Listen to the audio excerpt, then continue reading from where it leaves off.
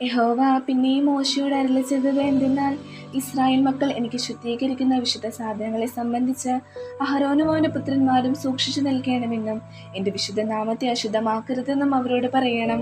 ഞാൻ യഹോവയാകുന്നു. നീ അവരോട് പറയേണ്ടത് എന്തെന്നാൽ, നിങ്ങളുടെ തലമുറകളിൽ നിങ്ങളുടെ സകല സന്തതിയിലും ആരെങ്കിലും അശുദ്ധനായിരിക്കുമ്പോൾ ഇസ്രായേൽ മക്കൾ യഹോവയ്ക്ക് ശുദ്ധീകരിക്കുന്ന വിശുദ്ധ സാധനങ്ങളോട് അടുത്താൽ അവനെ എന്റെ മുമ്പിൽ നിന്ന് ഛേദിച്ചു കളയണം.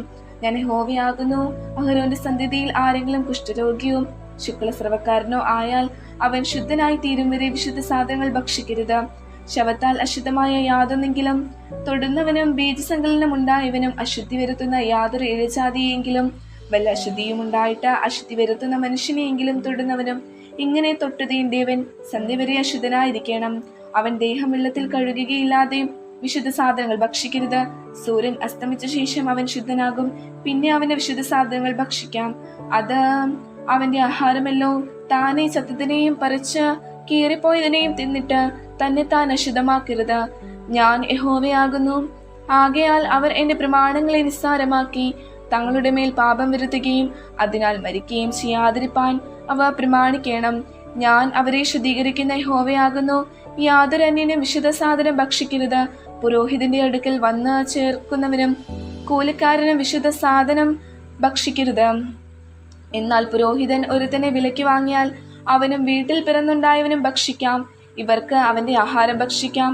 പുരോഹിതന്റെ മകൾ അന്യകുടുംബക്കാരന് ഭാര്യയായാൽ അവൾ വിശുദ്ധ സാധനങ്ങളായ വഴിപാട് ഒന്നും ഭക്ഷിക്കരുത്.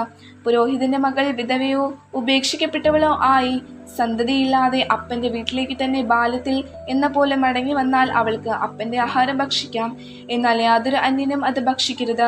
ഒരുത്തൻ അബദ്ധവശാൽ വിശുദ്ധ സാധനം ഭക്ഷിച്ചു പോയാൽ അവൻ വിശുദ്ധ സാധനം 1/5 കൂട്ടി പുരോഹിതന് കൊടുക്കണം. ഇസ്രായേൽ മക്കൾ യഹോവയ്ക്ക് അർപ്പിക്കുന്ന വിശുദ്ധ സാധനങ്ങൾ അശുദ്ധമാക്കരുത്. അവരുടെ വിശുദ്ധ സാധനങ്ങൾ ഭക്ഷിക്കുന്നതിൽ അവരുടെ മേൽ ആ കൃത്യത്തിന്റെ കുറ്റം വരുത്തരുത്. ഞാൻ അവരെ ശുദ്ധീകരിക്കുന്ന യഹോവയാകുന്നു. യഹോവ പിന്നെയും മോശയോട് അരുളിച്ചെയ്തത്, നീ അഹരോനോടും പുത്രരോടും എല്ലാ ഇസ്രായേൽ മക്കളോടും പറയേണ്ടത് എന്തെന്നാൽ, ഇസ്രായേൽ ഗൃഹത്തിലോ ഇസ്രായേലിൽ ഉള്ള പരദേശികളിലോ ആരെങ്കിലും യഹോവയ്ക്ക് ഹോമയാഗമായിട്ട് അർപ്പിക്കുന്ന വല്ല നേർച്ചകളാകട്ടെ സ്വമേധ ദാനങ്ങളാകട്ടെ ഇവയിൽ ഏതെങ്കിലും ഒരു വഴിപാട് കഴിക്കുന്നു എങ്കിൽ നിങ്ങൾക്ക് പ്രസാദം ലഭിപ്പാൻ തക്കവണ്ണം അത് മാടുകളിൽ നിന്നോ ചെമ്മരിയാടുകളിൽ നിന്നോ കോലാടുകളിൽ നിന്നോ ഊനമില്ലാത്ത ഒരു ആണായിരിക്കണം. ഊനമുള്ള യാതൊന്നിനെയും നിങ്ങൾ അർപ്പിക്കരുത്. അതിനാൽ നിങ്ങൾക്ക് പ്രസാദം ലഭിക്കുകയില്ല. ഒരുത്തൻ നേർച്ച നിവൃത്തിയാക്കിയിട്ടോ സ്വമേധ ദാനമായിട്ടോ യഹോവയ്ക്ക് മാടുകളിൽ നിന്നാകട്ടെ ആടുകളിൽ നിന്നാകട്ടെ ഒന്നിനെ സമാധാന യാഗമായിട്ട് അർപ്പിക്കുമ്പോൾ അത് പ്രസാദമാകുവാൻ തക്കവണ്ണം ഊനമില്ലാത്തതായിരിക്കണം. അതിന് ഒരു കുറവും ഉണ്ടായിരിക്കരുത്. കുരുട്, ചതവ്, മുറിവ്, മുഴ, ചൊറി, പുഴുക്കടി എന്നിവയുള്ള യാതൊന്നിനെയും യഹോവയ്ക്ക് അർപ്പിക്കരുത്. ഇവയിൽ ഒന്നിനെയും യഹോവയ്ക്ക് യാഗപീഠത്തിന്മേൽ ദഹനയാഗമായി അർപ്പിക്കരുത്. അവയവങ്ങളിൽ ഏതെങ്കിലും നീളം കൂടിയോ കുറഞ്ഞോ ഇരിക്കുന്ന കാളയെയും കുഞ്ഞാടിനെയും സമേത ദാനമായിട്ട് അർപ്പിക്കാം. എന്നാൽ നേർച്ചയായിട്ട് അത് പ്രസാദമാകുകയില്ല. വരി ചതച്ചതോ എടുത്തു കളഞ്ഞതോ ഉടച്ചതോ മുറിച്ചു കളഞ്ഞതോ ആയുള്ളതിനെ നിങ്ങൾ യഹോവയ്ക്ക് അർപ്പിക്കരുത്. ഇങ്ങനെ നിങ്ങളുടെ ദേശത്ത് ചെയ്യരുത്.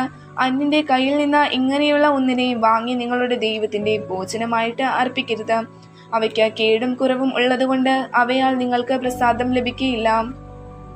യഹോവ പിന്നെയും മോശയോട് അരുളിച്ചെയ്തത് എന്തെന്നാൽ, ഒരു കാളയോ ചെമ്മരിയാടോ കോലാടോ പിറന്നാൽ 7 ദിവസം തള്ളയുടെ അടുക്കൽ ഇരിക്കണം. 8-ാം ദിവസം മുതൽ അത് യഹോവയ്ക്ക് ദഹനയാഗമായി പ്രസാദമാകും. പശുവിനെയോ പെണ്ണാടിനെയോ അതിനെയും കുട്ടിയെയും ഒരു ദിവസത്തിൽ അറുക്കരുത്. യഹോവയ്ക്ക് സ്തോത്രയാഗം അർപ്പിക്കുമ്പോൾ അത് പ്രസാദമാകത്തക്കവണ്ണം അർപ്പിക്കണം. അന്ന് തന്നെ അതിനെ തിന്നേണം. രാവിലെ വരെ അതിൽ ഒട്ടും ശേഷിപ്പിക്കരുത്. ഞാൻ യഹോവയാകുന്നു. ആകയാൽ നിങ്ങൾ എൻ്റെ കൽപ്പനകൾ പ്രമാണിച്ച് ആചരിക്കണം. ഞാൻ യഹോവയാകുന്നു. എൻ്റെ വിശുദ്ധ നാമത്തെ നിങ്ങൾ അശുദ്ധമാക്കരുത്. ഇസ്രായേൽ മക്കളുടെ ഇടയിൽ ഞാൻ ശുദ്ധീകരിക്കപ്പെടേണം. ഞാൻ നിങ്ങളെ ശുദ്ധീകരിക്കുന്ന യഹോവയാകുന്നു. നിങ്ങൾക്ക് ദൈവമായിരിക്കേണ്ടതിന് മിസ്രയീം ദേശത്തു നിന്ന് നിങ്ങളെ കൊണ്ടുവന്ന ഞാൻ യഹോവയാകുന്നു.